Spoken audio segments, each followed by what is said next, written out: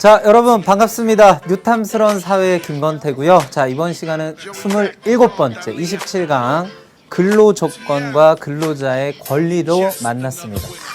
자, 여러분들 공부가 쉽지 않고 힘드시죠? 여러분들 지금 아마 강의 듣고 있는 이 시점이 우리의 단원으로 봤을 때 한 2학기 정도가 됐을 것 같은데요. 시간이 어떻습니까? 굉장히 빨리 지나갑니다. 시간이 빨리 지나가는 이유가 뭔지 아세요? 일주일이 금방 지나가죠. 근데 일주일이 불과 52번만 지나가면 1년이 됩니다. 우리가 1년이라는 시간이 굉장히 긴 것 같지만 1월 1일에서 바라본 1년은 길지만 새로운 해가 됐구나. 1년이 굉장히 길게 느껴지죠. 그렇지만 12월 31일에 지나온 1년을 보면 굉장히 짧게 느껴집니다. 여러분들한테 남아있는 시간이 많지 않죠. 고등학교 3학년 끝까지 다 보시면 안 돼요. 고등학교 한 3학년 여름방학 때는 많은 부분들이 결정이 되어 있습니다. 그러니까 여러분들 지금 시점에서 2년이 채 남지 않았다. 이런 조금 조급한 생각을 가지시되 또 너무 조급해하면 그게 또 집중이 안 되니까 과유불급이죠. 한쪽으로 지나치면 안 됩니다. 너무 여유를 부리셔도 안 되고 너무 조급해도 안 되고 그러니까 공부가 어려운 거죠. 자, 여러분들이 공부를 할 때 힘드니까 조금 덜 힘드는 선생님이 노하우를 이건 선생님으로서가 아니라 선배로서 말씀드릴게요. 여러분들 미래를 한번 상상해 보세요. 여러분들이 좋아하는 것들이 있잖아요. 맛있는 음식을 먹는 걸 좋아하는 친구가 있고요. 어디 여행 가는 거 좋아하는 친구가 있죠. 내가 그 좋아하는 일들을 나중에 미래에 내가 열심히 산 대가로 그것들을 얻을 수 있다. 이런 생각을 하시고 그것들을 상상하시면서 지금 시간을 지나가시면 조금 좀 에너지가 좀 생기지 않을까 그런 생각이 듭니다. 내가 나중에 대학생이 되면 뭘 해야지 이런 생각들을 하시는 거죠. 내가 대학생이 되면 좋아하는 뭐를 해야지 이렇게 상상하시면 조금 힘이 날 겁니다. 자, 선생님이 중간중간 이런 얘기를 조금씩 또 해드릴게요. 자, 일단은 이번 시간에 주제, 근로조건과 근로자의 권리로 들어가 보도록 할게요. 자, 오늘의 궁금증인데요. 많지 않습니다. 자, 근로자, 그리고 사용자라는 말이 나오는데요. 지난 시간에 말미에 한번 등장을 했습니다. 근데, 선생님 다시 설명을 드릴게요. 근로자랑 사용자는, 협력적 관계에 있기도 하고요. 대립적 관계에 있기도 해요. 그건 때에 따라서 다릅니다. 협력적 관계가 됐을 때는 굉장히 좋은 결과로 이어지고요. 대립적 관계가 됐을 때는 또 나쁜 결과가 생길 수도 있다. 그럼 근로자랑 사용자는 도대체 뭐길래 뭘 사용한다는 거죠? 뭘 사용하길래 사용자죠? 그럼 결론은 노동력을 사용한다. 그럼 근로자는 노동력을 제공한다. 그럼 우리가 이걸 다르게 한번 표현해 볼까요? 노동력을 사용한다는 걸 수요 공급의 입장에서 보면 수요 측면일까요? 공급 측면일까요? 노동력을 사용한다는 건 노동력이 필요하다는 거니까 노동력에 대한 수요입니다. 그럼 노동력에 대한 수요는 누가 갖고 있다고요? 사용자, 즉 고용주, 기업이 갖고 있다 이런 얘기예요. 그럼 기업이 노동력에 대한 수요자가 되는 거예요. 여러분들 얘기가 조금 깊게 들어가는데요. 궁금증에서 얘기가 너무 깊게 들어가면 또 안 되니까 간단하게만 설명을 드릴게요. 기업이 지금 노동에 대한 뭐라 그랬죠? 노동에 대한 수요자라 그랬죠. 그러면 반대로 근로자가 뭐가 되죠? 근로자가 노동에 대한 공급자가 됩니다. 자, 이 근로자들은요. 우리가 경제학적으로 표현하면 이걸 우리는 가계라고 표현해요. 가계. 가정에서 노동력을 제공해서 근로자의 역할을 담당을 하는 거죠. 그러니까 우리가 이렇게 생각하는 거예요. 근로자는 노동력을 제공하고 기업으로부터 돈을 받죠. 소득을 받죠. 임금을 받습니다. 그걸 바탕으로 옷도 사고 신발도 사고 먹을 것도 사지요. 상품에 대한 수요자의 역할을 합니다. 그러면 노동시장에서는 근로자가 뭐가 되죠? 공급자가 되고 상품시장에서는 근로자가 수요자가 되는 거예요. 그럼 반대로 기업이 노동에 대해서는 수요자가 되지만 상품 시장에서는 상품을 공급하는 공급자가 되는 거죠. 그러니까 이렇게 근로자와 기업은, 즉 사용자는, 여기서 사용자는 이제 기업이라고 선생님 보고 말씀을 드리는 거예요. 지위가 달라져요. 상품 시장이냐 노동 시장이냐 이거에 따라서 지위가 달라집니다. 이런 것도 여러분 좀 특징적으로 그냥 선생님은 이 주제가 굉장히 재밌다고 생각을 해서 말씀을 드린 건데요. 여러분도 한번 이런 게 있구나 하는 정도로 접근을 해주시면 좋겠어요. 자, 그 다음에 포인트는 결국 이번 시간의 포인트는 근로조건과 근로자의 권리입니다. 근로조건 어때야 하고 근로자의 권리는 도대체 어떻게 보장받는가, 그리고 근로자의 권리는 왜 보장받아야 하는가, 이런 얘기들을 중심으로 이번 시간을 꾸려가도록 할게요. 자, 그러면 역시 마찬가지예요. 비슷한 내용일지라도 여러분들 필기노트에 여러분들의 필체로 필기하시면서 따라오시면 훨씬 더 머릿속에 구조화가 잘 됩니다. 자, 그러면 일단 첫 번째로 노사관계가 무엇이냐, 이런 얘기를 아마 뉴스나 신문에서, 요즘 친구들은 뭐 신문은 잘 안 보죠. 활자로 된 신문은 보기가 어렵죠. 요즘 근데 스마트폰 같은 거 또 인터넷으로 가끔 신문 기사를 접하기도 합니다. 그럴 때 노사관계라는 얘기가 굉장히 많이 나오는데요. 이런 얘기가 뉴스에 나오면 대부분 100에 한 99는 좀 안 좋은 얘기들로 나오죠. 노사가 화합했다는 얘기들은 사실 잘 나오지 않습니다. 보통 노사 간의 갈등으로 우리가 소개되는 경우가 굉장히 많은데요. 그럼 노사 갈등은 왜 발생하는가, 이런 얘기도 이따가 뒤에서 얘기가 될 겁니다. 자, 노사관계라고 하는 건요, 좁은 의미와 넓은 의미로 우리가 좀 구분해서 볼 필요가 있어요. 좁은 의미로 노사관계를 바라보면요, 좁은 의미로 노사관계를 바라보면 노사, 무슨 얘기일까요? 노동자랑 사용자, 회사를 얘기하는 거예요. 노동자랑 회사. 그러니까 근로자와, 우리가 근로자랑 노동자는요, 우리 좀 명확하게 하고 갈까요? 근로자랑 노동자는 의미상은 같은 말인데 약간 뉘앙스가 좀 다른 말입니다. 근데 그거에 대해서는 지금 선생님이 설명을 드리려면, 근로자와 노동자의 뉘앙스가 어떻게 다른지 설명을 드리려면 1시간이 걸려도 부족해요. 그러니까 그거는 여러분들이 관심 있는 친구들이 좀 스스로 지식을 좀 탐구하는 그런 연습을 좀 하세요. 한번 찾아보세요. 노동자랑 근로자가 어떻게 느낌이 다른 말인지. 근데 여기서는 의미는 같다고 생각하고 근로자, 노동자 어떻게 써도 여러분들이 똑같다고 그냥 받아들이시면 됩니다. 자, 근로자랑 누구의 관계예요? 사용자의 관계예요. 이 사용자를 다른 말로 하면 고용주, 이렇게 이야기하기도 합니다. 고용주 또는 고용인이라고 얘기하기도 해요. 여러분들 고용인이라는 말을 들으면 고용을 당했다는 건지 고용을 했다는 건지 이게 좀 헷갈리죠. 그러니까 이번 기회에 명확하게 개념 정리하고 가세요. 고용인, 이렇게 얘기합니다. 그러면 근로자는 뭐가 될까요? 고용을 당한 사람, 그래서 피고용자 또는 피고용인, 이렇게 되는 거예요. 노동자라고 하기도 하고요. 자, 좁은 의미에서는 이렇게 바라봅니다. 근데 요거를 이제 넓은 의미로 보면 단지 근로자와 사용자의 관계에서 끝나는 게 아니고요. 넓은 의미에서 보면, 자, 여러분들 볼까요? 이 중에 약자가 있어요. 둘이 대등하지 않습니다. 자, 쉽게 얘기할게요. 월급 주는 사람이고 월급 받는 사람이죠. 누가 약자입니까? 근로자가 약자입니다. 그러니까 근로자랑 사용자가 1대1로 관계가 이렇게 되면 이거는 균형이 안 맞는 거예요. 그러니까 근로자들은 뭐를 조성을 한다? 근로자들이 모여서 조합을 조성을 합니다. 그걸 가지고 근로자가 갖는 단결권이다. 우리 이렇게 얘기하는데요. 이건 사실 우리 이미 공부했죠. 우리가 앞에서, 그러니까 여러분들로 따지면 1학기 때라고 이야기를 해야 되겠네요. 앞에서 우리가 그 권리, 국민이 갖는 기본권을 얘기할 때 자유권, 평등권 막 공부했었잖아요. 그때 사회권에서 근로자의 권리가 몇 가지 등장합니다. 예를 들면 단결권, 단체 교섭권, 단체 행동권. 다 잊어버리셨죠? 괜찮습니다. 뒤에서 또 나옵니다. 뒤에서 얘기를 하고요. 일단 단결권에 의해서 조합을 구성을 하면 그 조합이 뭐가 되죠? 노동조합이 되는 거예요. 그러면 노동조합이니까 이걸 줄여가지고 뭐라고 하는 거예요? 노조라고 이야기하는 거죠. 노조.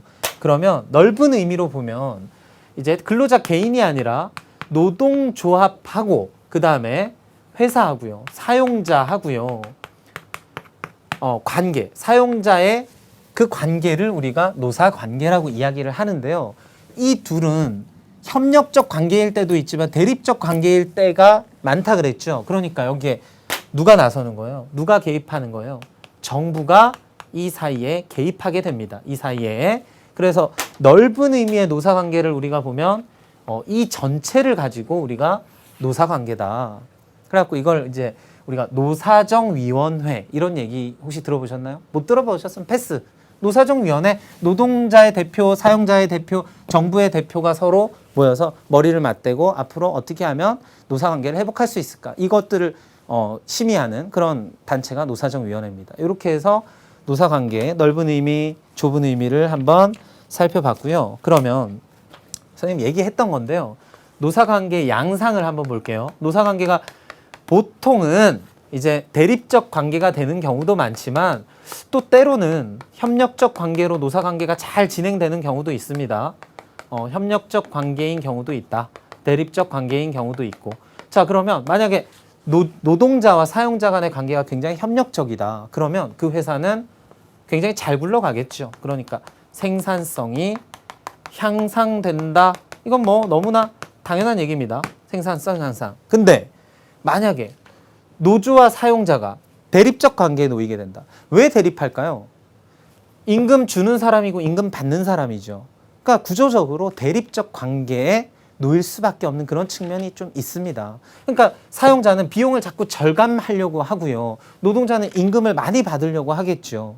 그러니까 결국에는 비용을 절감하면 임금은 줄어들어야 되니까 이게 안 맞는 거죠. 그러니까 대립적 관계에 놓이는 경우가 많다고 얘기하는 겁니다. 이렇게 되면 서로 갈등 상황에 놓이게 되면 예를 들면 노동자가 파업권을 행사한다든가 그러면 서로 또 갈등이 생기고 더 심각해지고 이제 이렇게 되면 생산성이 저하된다, 떨어질 수밖에 없다 하는 이런 얘기도 우리가 뭐 상식적인 수준에서 이야기할 수가 있겠네요. 자, 이렇게 해서 이제 주제를 하나 건너가도록 하겠습니다. 이제 노사관계 살펴봤고요. 자, 이번에는 근로조건이에요. 자, 이 근로조건과 관련해서는요, 근로기준법이라는 게 있습니다. 굉장히 이제 유명한 법률이다 이렇게 얘기할 수 있는데요. 선생님이 지금 유명한 뭐라 그랬죠? 헌법이라고 안 하고 뭐라 그랬죠? 법률이라고 얘기했습니다. 법률이라는 건 누가 만드는 거죠? 국회가 만드는 겁니다. 국민의 대표 의결기관인 국회가 만든 법률 중에 하나가 근로기준법이라는 게 있어요. 그럼 이 근로기준법은 도대체 왜 만들었냐? 일단 목적이 있어요. 근로기준법은 근로조건이 이래야 한다라고 그 기준을 제시하는 게 근로기준법이에요. 그래서 목적은 근로조건의 개선, 이걸 목적으로 한다. 그리고 근로자의 권리를 보장하기 위해서 근로기준법을 만들었다. 이런 얘기입니다. 자, 이 근로자의 권리와 관련해서는요.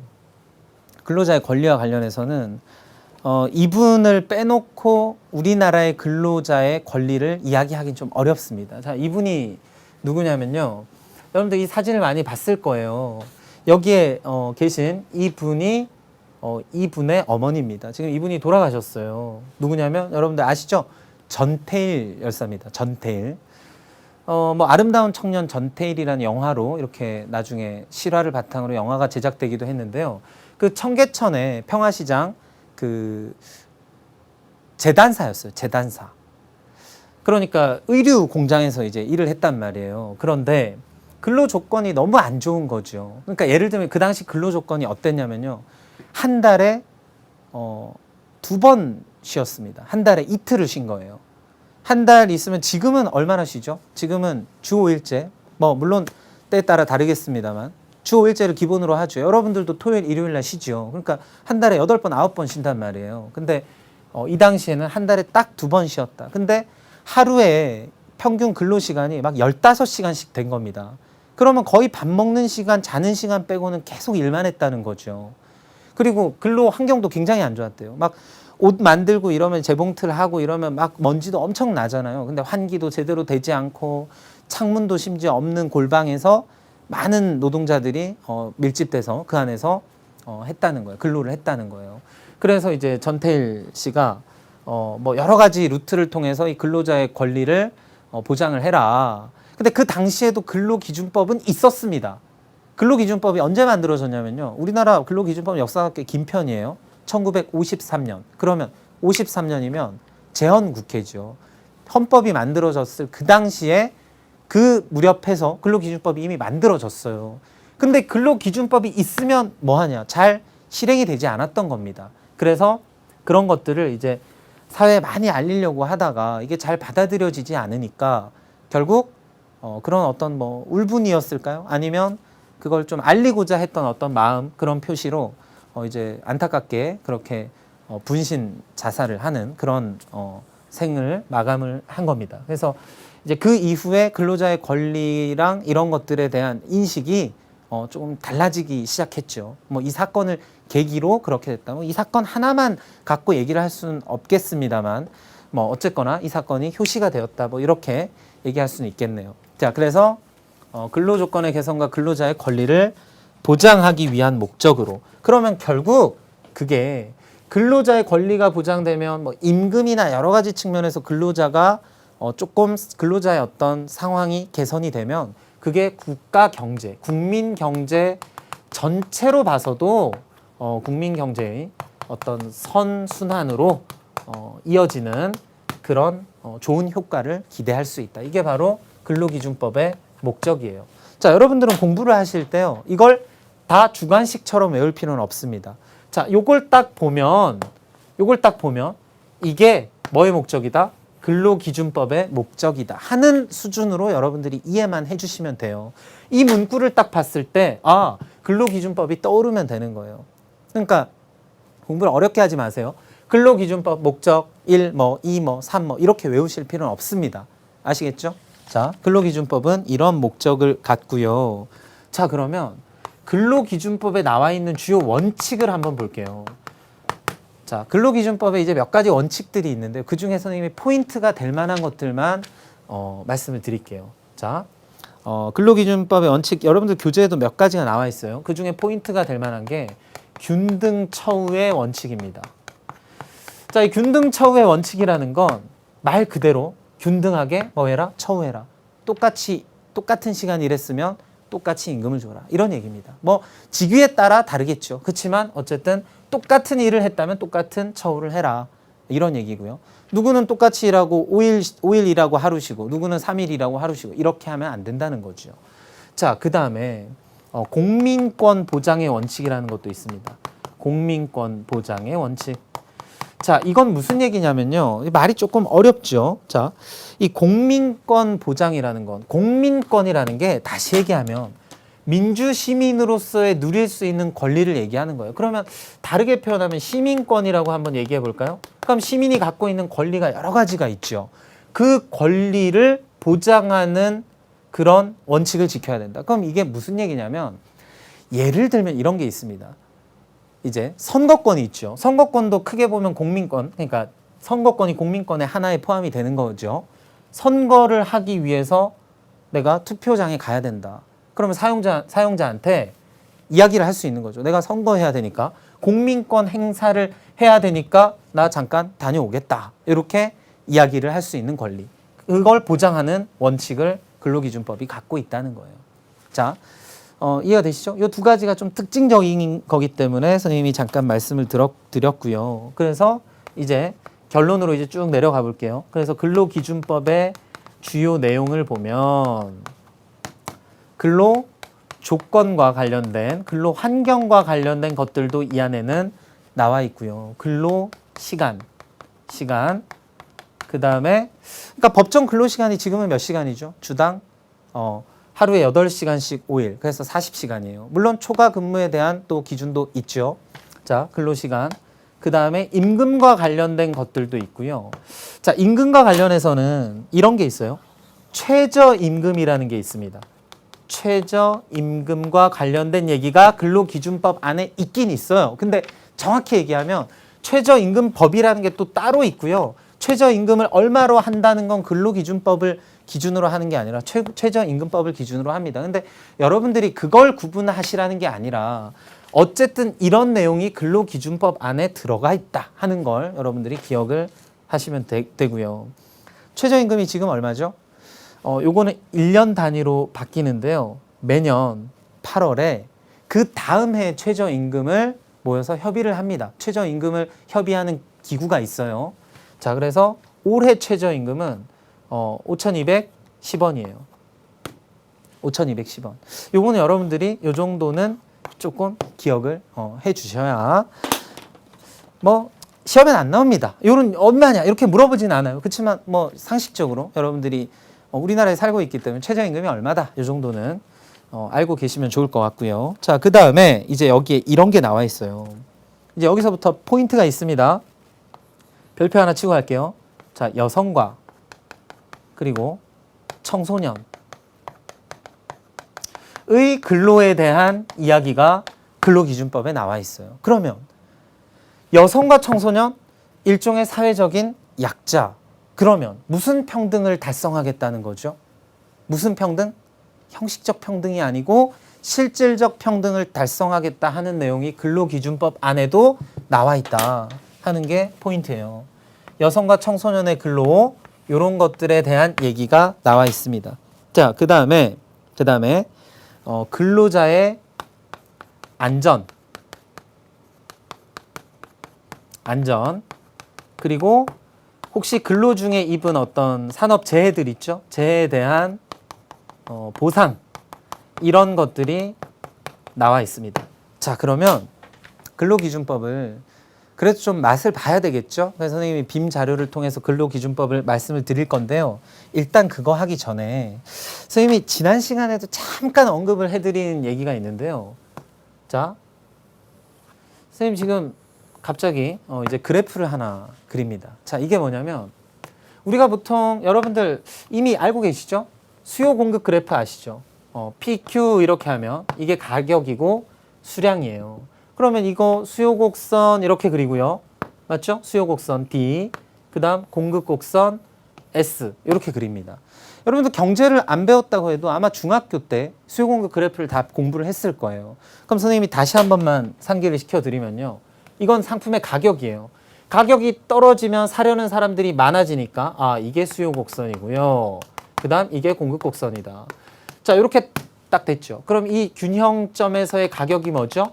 이게 바로 시장 가격입니다. 그런데 이게 이 시장이 상품 시장이 아니고 무슨 시장이라고요? 노동 시장이라면 그럼 이게 어떻게 될까요? 이게 노동에 대한 수요 곡선, 이게 노동에 대한 공급 곡선. 그럼 이 노동에 대한 수요자는 누구라고요? 기업이에요. 사용자예요. 노동을 공급하는 사람은 누구예요? 근로자지요. 노동자지요. 그러니까 여기서는 이제 가계가 되는데요. 자, 어쨌거나 그러면 이게 뭐가 될까요? 노동에 대한 수요와 공급이 만나는 이 지점에서 형성되는 게 뭘까요? 이게 바로 임금입니다. 임금. 그러니까 노동시장에서의 그러니까 우리가 상품 시장에서의 가격의 역할을 하는 게 노동 시장에서는 임금이 되는 거예요. 그래서 요걸 W라고 씁니다. 임금의 약자죠. 이렇게 씁니다. 자, 그러면 정부가 최저임금제를 실시했대요. 이건 무슨 말일까요? 최저임금제를 실시했다는 건 최저임금을 적어도 이거는 줘야 된다 이런 얘기죠.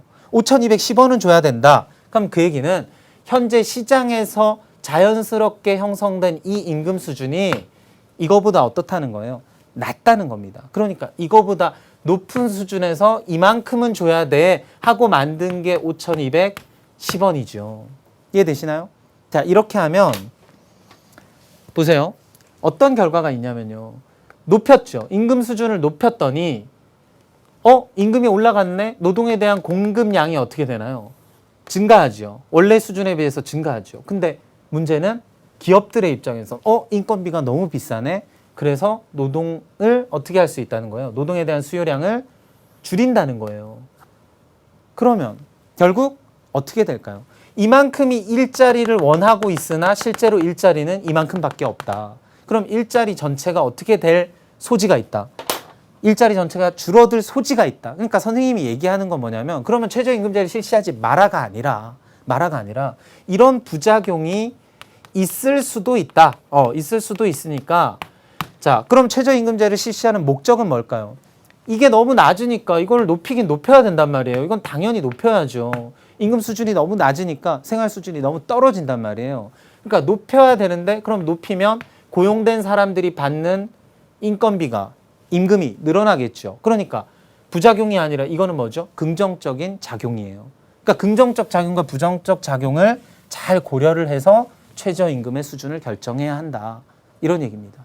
그러니까 최저임금 결정할 때마다 뜨거운 이슈죠. 최저임금 수준을 이거 지나치게 높이면 기업의 입장에서 고용이 줄어들고 기업의 입장에서도 안 좋고 사회 전체로 봐서도 안 좋다.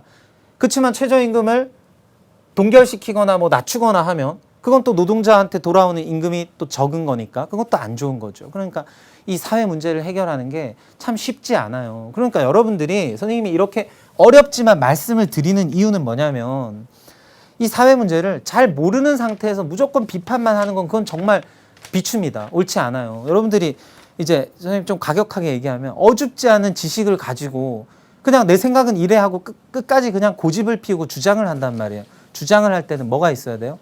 근거가 있어야 돼요. 근거가. 그러니까 다른 사람들을 설득을 시키기 위한 정확한 데이터와 근거를 바탕으로 이야기를 해야 된다는 거예요. 선생님이 여기서 이제 조금 이제 더 재미있어지려면 그 노동에 대한 아까 수요 곡선이 기울기가 다르면 이제 노동자한테 돌아가는 막 임금 총액이 어떻게 되고 이런 것까지 사실 분석을 해야 되는데요. 그 얘기는 지금 여러분들 고1 사회에서는 할 수가 없고요. 그거 공부하고 싶은 친구들은 나중에 이제 경제 선택하시면 됩니다.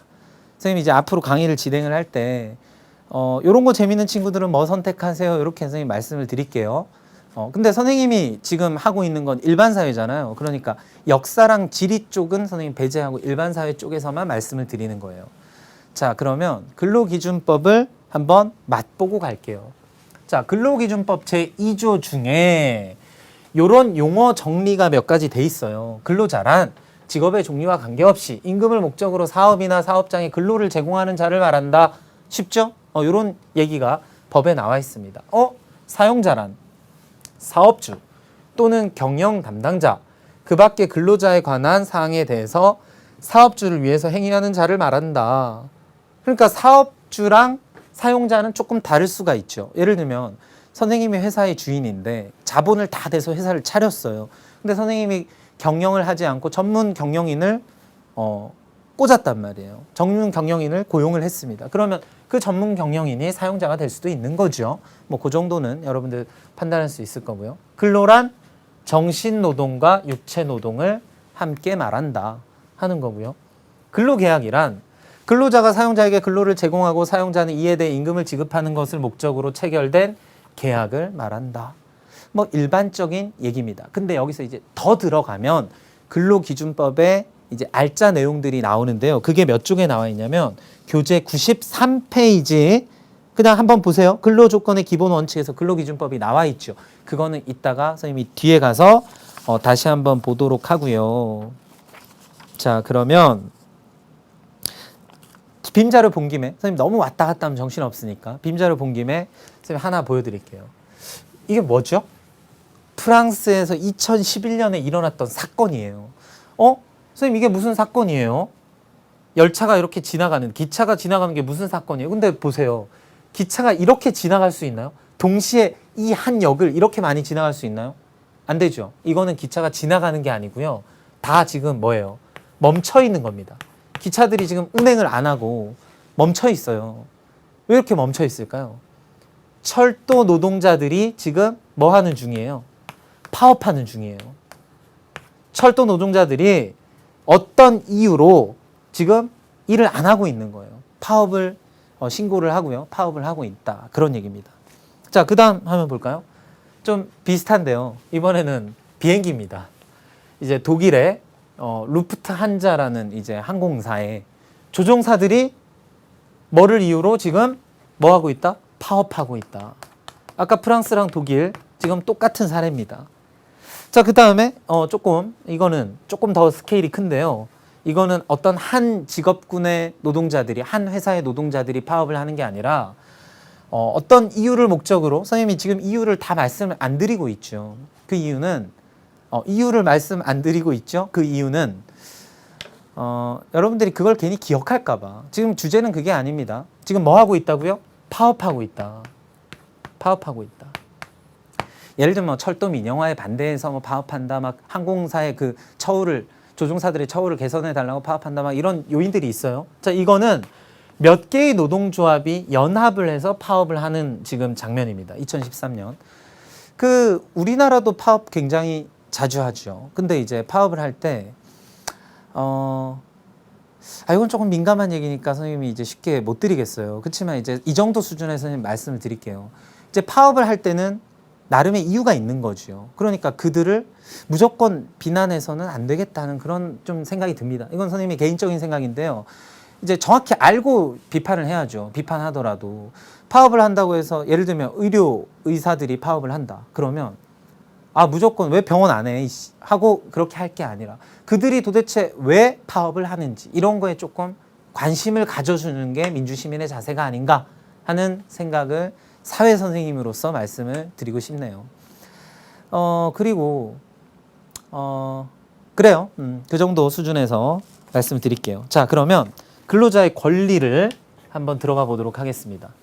지금 근로자가 지금 뭐 했죠? 다 파업을 하고 있었죠. 파업권이 근로자에겐 있습니다.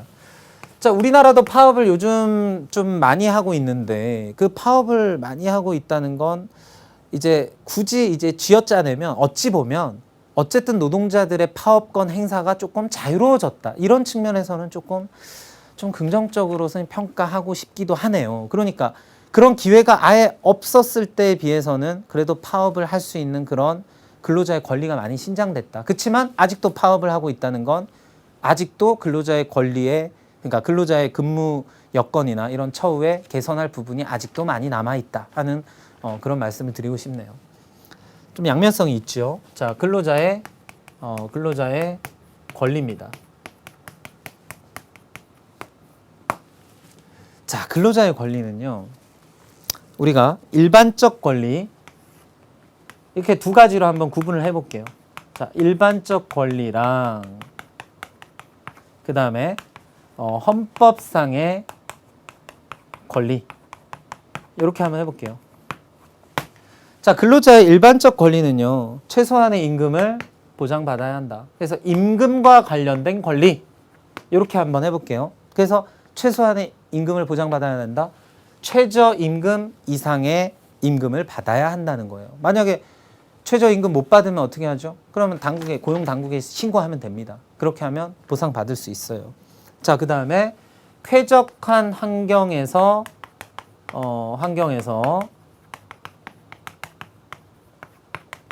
일할 권리. 벌써 내용이 좀 어떻죠? 일반적이죠. 그래서 일반적 권리다 이렇게 얘기하는 거예요. 일반적으로 적정 수준의 임금을 받아야 되고 깨끗한 환경에서 일할 권리가 있다. 일반적 권리입니다. 그러면 이거는 사실 그닥 이제 중요하게 외워주실 필요는 없고요. 얘는 이제 중요하죠. 헌법상 권리는 세 가지가 있어요. 선생님이 이따가 헌법을 보여드릴 건데요. 헌법 제32조인가요? 이따가 선생님 한번 확인해 볼게요. 헌법상 권리는 세 가지가 있어요. 단결권이 있고요. 그 다음에 단체 교섭권이 있고요. 이건 여러분들 암기 필요합니다. 근데 이 말만 외우시면 안 돼요. 이게 어떤 의미인지 아셔야 돼요. 단체 행동권이 있습니다. 자, 쉽게 써드릴게요. 단결권이라는 건 노동자 한 명, 그러니까 근로자 한 명 가지고는 사용자랑 대등한 관계에 놓이기가 어렵다 그랬죠. 그러니까 노동조합을 만들 수 있는 권리, 결성할 수 있는 권리, 노동조합을 결성할 수 있는 권리, 그걸 가지고 단결권이라고 이야기합니다. 그 다음 만들었죠. 그 다음에는 교섭할 수 있는 권리, 사용자한테 한번 협상합시다, 이런 문제를 한번 논의해 봅시다 하고 사용자와 교섭할 수 있는 권리, 교섭할 수 있는 권리, 이게 바로 단체 교섭권이에요. 교섭권이라는 거 뭔지 알겠죠? 협상을 얘기하는 거예요. 그러니까 사용자 나오세요, 우리 할 얘기 있어요 하는 게 단체 교섭권입니다. 만약에 사용자가 무시했다, 어떻게 하죠? 이제 신고해야죠. 그렇게 되는 거예요. 그 권리가 있으니까. 그 다음 단체 행동권은 자신들의 권리가 받아들여지지 않을 때, 지켜지지 않을 때 뭐 할 수 있다? 쟁의할 수 있다. 할 수 있다. 있는 권리. 그럼 이 쟁의라는 게 뭐죠? 이게 대표적인 쟁의의 방식이 바로 좀 전에 계속 우리가 봤던 파업입니다. 그래서 파업할 수 있는 권리, 이게 단체 행동권이에요. 선생님 이쪽으로 쏙 와서 가려보겠습니다. 헌법상 근로자의 권리 세 가지가 뭐죠? 일단 단결권, 순서가 있죠. 단체 교섭권, 그 다음 단체 행동권, 요 세 가지 여러분들이 꼭 기억하시길 바랍니다. 자, 그러면 헌법 32조가 맞네요. 선생님이 아까 32조인가요? 막 이랬는데 헌법에 나와 있습니다. 헌법 오랜만에 보는데요. 자, 모든 국민은 근로의 권리를 가진다. 국가는 사회적 경제적 방법으로 근로자의 고용 증진과 적정 임금 보장에 노력해야 하고 법률이 정하는 바에 최저임금제를 시행해야 한다. 결국 이 근로에 관한 권리 크게 보면 어떤 기본권에 해당될까요? 일단 그거부터. 이거 자유를 주세요. 자유권입니까? 평등하게 대우해 주세요. 평등권입니까? 정치에 참여하고 싶어요. 참정권입니까? 아니죠. 뭡니까? 사회권이에요. 인간다운 생활을 할 권리. 국가가 인간다운 생활을 책임져라 하는 권리. 이게 바로 사회권입니다. 그러니까 근로권은 사회권에 포함된다 하는 그 밑바탕을 여러분들이 일단 알고 접근을 하시는 거예요. 모든 국민은 근로의 의무를 가진다. 그러면 이런 문제가 여러분들한테 주어질 수 있어요. 근로는 권리이자 동시에 뭐다? 의무다. 이런 구절 여러분들 머릿속에 탁 기억을 해놓으시면 나중에 시험지 지문에 촥 나옵니다. 근로는 권리인 동시에 의무인 성격을 갖는다. 이렇게 되는 거예요. 자, 그 다음 교육도 마찬가지죠. 교육도 권리인 동시에 의무입니다. 자, 그 다음 국가는 근로의 의무의 내용과 조건을 민주주의 원칙에 따라 법률로 정한다. 그래서 무슨 법이 나온 거예요? 근로기준법이 나온 거예요. 자, 근로조건의 기준에 인간의 존엄성을 보장하도록 법률로 정한다. 이렇게 돼 있고요. 역시 근로기준법. 여자의 근로는 특별한 보호를 받으며 고용, 임금 및 근로조건에 있어서 부당한 차별을 받지 않는다. 일단 이런 전제를 바탕으로 근로기준법에도 세부적인 내용이 쫙 나와 있습니다. 자, 연소자의 근로는 근로자의 특별한 보호를 받는다. 국가 유공자, 전몰공장 유가족은 법률이 정하는 바에 의해서 우선적으로 근로할 기회를 받는다. 그래서 공무원 시험 볼 때 뭐 약간의 가산점 같은 것들을 우리가 주는 걸 본 적이 있습니다. 자, 그 다음 헌법 33조입니다. 자, 헌법 33조에 선생님이 세 가지 권리 중요하다 했죠. 단결권, 단체 교섭권, 단체 행동권을 갖는다. 그 다음 이런 조항은 여러분들이 나중에 실제로 사회생활 할 때는 조금 필요할 수 있습니다. 공무원인 공무원들은 법률이 정하는 자에 한해서 단결권, 단체 교섭권, 단체 행동권을 갖는다. 뭐 이런 조항도 있고요. 나머지는 그냥 읽어보시면 되겠습니다. 자, 그러면 선생님이 아까 계속 중간중간 말씀드렸던 최저임금제도, 법정 최저임금이 어떻게 변해왔는가 봤더니 2010년부터 2014년까지 쭉 진행이 되면서 이렇게 상승하는 모습을 나타냈다 하는 거고요. 선생님이 근로기준법 조금 더 보자 그랬죠. 근로조건의 기본 원칙, 근로기준법입니다. 보세요. 사용자는 근로자에 대해서 성을 이유로 차별적 대우를 하지 못하고 국적이나 신앙 또는 사회적 신분을 이유로 근로조건에 대한 차별적 처우를 하지 못한다. 해서는 안 된다. 이런 얘기가 나와 있습니다. 우리가 아까 근로기준법의 내용을 공부할 때 여성이나 청소년의 근로에 대해서 나와 있다고 했죠. 이런 조항이 나와 있다는 거예요. 그 다음 이제 7조는 뭐 당연한데요. 사용자는 폭행, 협박, 감금, 그 밖에 정신상 또는 신체상의 자유를 부당하게 구속하는 수단으로서 근로자의 자유의사에 어긋나는 근로를 강요하지 못한다. 뭐 당연하죠. 여러분들 이 조항을 하나하나 외우실 필요는 없어요. 그냥 보고 이게 근로기준법이구나 하는 거 정도 판단하실 수 있으면 됩니다. 자, 그 다음 사용자는 사고의 발생이나 그 밖에 어떠한 이유로도 근로자에게 폭행을 하지 못하는 당연하죠. 자, 누구든지 법률에 따르지 아니하고는 영리로 다른 사람의 취업에 개입하거나 중간인으로서의 이득을 취득하지 못한다. 사용자는 근로자가 근로시간 중에 선거권, 그 밖에 공민권 행사 또는 공의 직무를 집행하기 위해서 필요한 시간을 청구하면 거부하지 못한다. 선생님이 아까 얘기했던 그런 거예요. 선거하러 갈게요 또는 공민권 행사하러 갈게요 할 때 보내줘야 한다 이런 얘기예요. 다만 권리 행사나 공의 직무를 수행하는데 지장이 없으면 청구한 시간을 변경할 수 있다. 그러니까 무조건 또 무리하게 오늘 선거 날이니까 예를 들면 뭐 회사에 어떤 일이 있는데 무조건 나 일 안 할래요 이렇게 할 수는 또 없다 뭐 이런 얘기입니다. 자, 그래서 이렇게 해서 이제 근로기준법까지 살펴봤고요. 자, 그러면 문제로 좀 정리를 해보도록 할게요. 문제는 뭐 그렇게 어렵진 않을 거예요. 우리가 뭐 일반적으로 근데 여러분들은 사실 좀 어려울 수도 있겠네요. 여러분들은 이렇게 글이 일단 많이 나오면 헉 이게 좀 겁이 나죠. 아 이게 무슨 얘기인가? 근데 그냥 자신 있게 읽으시면 일단 반은 먹고 들어갑니다. 자, 한번 볼게요. 모든 국민은 자 일단 문제 가나의 법 규정이 공통적으로 보장하는 게 뭔가? 자, 모든 국민은 법 앞에 평등하대요. 이 얘기는 이번 시간에 본 얘기는 아닌 것 같죠? 우리가 이 얘기를 많이 보긴 했지만 누구든지 성별, 종교 또는 사회적 신분에 의해서 모든 영역에 있어서 차별을 받지 않는다. 그러면 이건 헌법에 나와 있는 무슨 조항이죠? 평등권과 관련된 조항이에요. 평등권 조항이에요.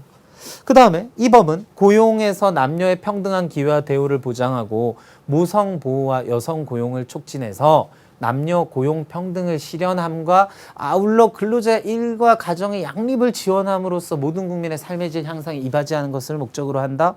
자, 그러면 이 주된 내용이 뭘까요?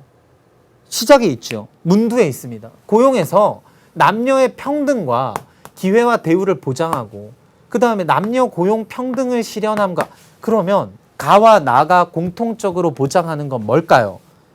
선생님 갑자기 4번이 탁 보이는데요. 말도 안 되죠. 이런 건 여러분들을 현혹시키는 매력적인 오답이 안 됩니다. 이런 건 말도 안 되죠. 이것도 말도 안 되고요. 1번 아니면 2번인데 지금 근로 3권에 대한 얘기 단결권, 단체 교섭권, 단체 행동권 얘기인가요? 그게 아니죠. 그러니까 답은 양성평등이다. 2번이다. 이렇게 들어가시는 거예요. 됐죠? 어렵지 않습니다. 자, 그 다음에 니은의 예로 보기 어려운 것은 했는데요. 자, 6번이고 그 다음에 7번이네요. 선생님 잘못 봤네요. 다 법 제정 취지에 적합한 경우는 자, 이게 문제가 여러분들 풀면서 좀 이상하죠. 지금 나랑 다를 볼까요? 이 법은 고용에서 그러니까 이게 아까 했으니까 고용에서 남녀를 평등하게 대우해라 이런 얘기고요. 그 다음 다를 볼게요. 이 법은 헌법에 의한 근로자의 단결권, 단체 교섭권 및 단체 행동권을 보장해서 근로조건의 유지 개선과 근로자의 경제적 사회 지위 향상을 도모하고 노동관계를 공정하게 조정해서 노동쟁의를 예방하고 해결함으로써 산업평화 유지와 국민경제 발전에 이바지함을 목적으로 한다. 이게 뭐죠? 근로기준법이에요.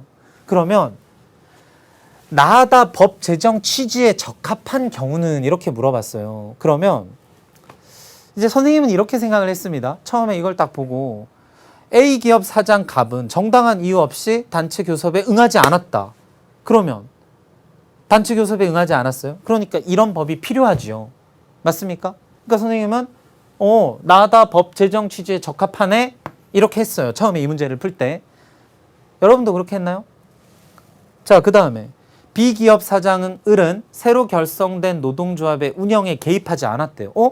노동조합의 운영에 사장이 개입하면 됩니까? 안 되죠. 그러니까 이거는 당연히 괜찮은 거죠. 잘했네요. 그러니까 이런 법을 만들 취지에 적합한 경우를 찾으라 했으니까 이거는 잘했으니까 이런 법을 굳이 필요로 하지 않아도 지금 잘하고 있다 이런 얘기예요. 선생님이 이걸 틀렸다고 했어요. 그럼 뭐야? 일단 답은 1번인데 그래서 3번 딱 또 봤어요. 그러니까 이제 이렇게 됐죠. C 기업은 노동조합에 가입하지 않을 것을 조건으로 병을 입사시켰다? 이러면 안 되죠. 그러니까 이런 법이 그래서 필요한 거고 그래서 선생님이 이걸 또 맞다고 했어요. 그러니까 문제가 이게 좀 잘못됐구나. 그래서 법 제정 취지에 적합하지 않은 경우는 이렇게 해야지 맞구나. 이제 이렇게 생각을 하게 된 겁니다. 선생님이. 그리고 4번, 5번도 역시 마찬가지예요. 다 이상한 짓을 했어요. 근로자 정액이 결혼하면 퇴직한다는 각서를 받고 입사시켰다. 자꾸 이러니까 이런 법이 이제 필요하다. 이런 걸 없애기 위해서 이제 이런 법을 만들었다. 이제 이렇게 선생님 본 겁니다. 그 다음 이 기업은 적법한 쟁의 행위에 참가한 종업원부에게 인사상의 불이익을 줬대요. 그러니까 이러면 안 돼. 이런 법이 필요하다. 그래서 취지에 적합하지 않은 경우는 이렇게 물어봐야지 조금 더 자연스럽지 않을까. 그런데 이제 여기서는 아마 이렇게 물어본 것 같아요. 법 제정 취지에 적합한 경우는, 그러니까 취지랑 일맥상통하는 경우는 결국 이런 법을 통해서 무엇을 실현하려고 하는가, 이걸 물어본 것 같아요. 솔직히 객관적으로 이 발문이 약간 어색하죠. 답은 이제 여기서는 이제 2번으로 봅니다. 2번으로. 무슨 얘기인지 아시겠나요? 자, 그러니까 발문이 좀 어색하긴 어색하죠. 법 제정 취지에 적합한 경우, 그러니까 이런 법을 제정하게 된 이유가 바로 이런 걸 위해서다. 이런 식으로 이제 해석해서 2번으로 그렇게 풀이를 하도록 하겠습니다. 이해만 되면 돼요. 여러분들 이해만 되시면 됩니다. 자, 그 다음에 8번 문제 볼게요. 8번 문제. 뒤로 갔나요? 자, 쉽죠? 헌법에 규정한 근로자의 권리는 노동 3권 또는 근로 3권이 대표적이다. 근로 3권 중 뭐는 근로자가 근로조건의 유지 개선을 위해 조합을 결성할 수 있는 권리이다. 그럼 뭐죠? 이걸 여러분들이 이제 서술형 문제에 나왔다. 그러면 이걸 막 조합 결성권 이렇게 써가지고 선생님한테 갑니다. 그래서 선생님 뭐 부분 점수 주세요. 막 이러지 맙시다. 우리 정확하게 공부하세요. 단결권이라고 합니다. 단결권. 단결이 뭐예요? 단체 결성권이에요. 말 그대로 단체를, 노동조합을 결성할 수 있는 권리다. 그래서 단결권이라고 이야기합니다. 단체 교섭권이라는 것도 만약에 단체 협상권이라고 쓰면 어떻게 될까요? 그것도 틀렸다고 해요. 왜냐하면 법률 용어에 단체 교섭권이라고 돼 있습니다. 단체 행동권도 단체 행위권이라고 쓰면 안 돼요. 정확한 명칭, 특히 법은 정확한 명칭을 쓰셔야 됩니다. 자, 그 다음에 9번 오늘의 마지막 문제인데요. 근로자란 직업의 종류와 관계없이 임금을 목적으로 사업이나 사업자의 근로를 제공하는 자를 말한다. 그러면 근로자 맞고요. 맞아요. 맞아요. 근데 이제 4번에서 우리가 보통 대학 교수님 하면 막 사회적 지위도 굉장히 높고 근로자라고 하면 왠지 막 공장에서 일하는 사람 이런 느낌을 여러분들이 갖는데요. 자, 다시 한번 정의를 볼까요? 직업의 종류와 관계없이 임금을 목적으로 사업이나 사업장의 근로를 제공하는 자를 말한다. 그래서 근로자죠. 근로자입니다. 자, 근데 이제 5번을 보시면요. 소규모 가내 공장을 운영해서, 근데 여러분들 이제 이렇게 생각하는 거예요. 소규모라는 말에 딱 현혹돼 가지고요. 규모가 굉장히 작아요. 영세하다 이런 뜻이죠. 공장을 운영해서 월 땡땡만 원의 수입으로 생활하는 이씨. 그러면 사장님이긴 사장님인데, 그렇죠? 사장님이긴 사장님인데 왠지 너무 영세하니까 근로자보다 막 못하다 막 이런 생각해서 이걸 사업주가 아니다 이렇게 판단하시는데 그건 오해죠. 이건 엄연한 사업자입니다. 사업자. 그러니까 우리가 이걸 이제 뭐라고 얘기하죠? 사업자, 사용주, 사용자 이렇게 이야기를 합니다. 또는 기업가.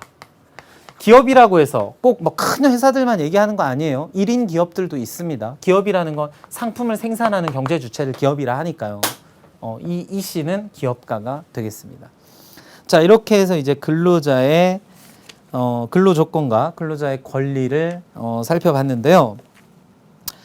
여러분들이 앞으로 뭐 회사의 그 창업자가 될지, 그래서 우리 지난 시간에 공부했던 창업을 통해서 고용주가 될지 아니면 피고용인이 될지 모를 일이죠. 그러니까 고용인과 피고용 간의 그런 어떤 화합적 관계 이런 것들을 여러분들이 좀 필요하다. 그냥 이 정도 수준에서 일단은 공부를 하시고 중요한 핵심 포인트들, 개념들 선생님 수업 시간에 말씀드린 것들이 있죠. 그런 것들 꼭 한번 다시 복습하시고 그 다음으로 진행을 하도록 할게요. 다음은요. 여가 생활의 설계입니다. 굉장히 쉬운 주제니까 다음 시간에 편한 마음으로 와주셔도 되겠습니다. 자, 여러분 수고하셨습니다.